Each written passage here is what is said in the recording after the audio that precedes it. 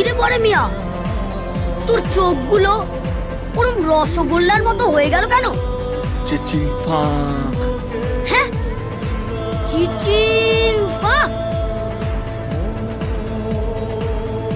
By the way, বাথরুমে ঢুকতে গেলে নক করে ঢুকতে হয়, জানো না? বাই দ্য ওয়ে, বাথরুমে দরজা লক করতে হয় সেটা তুমি জানো না?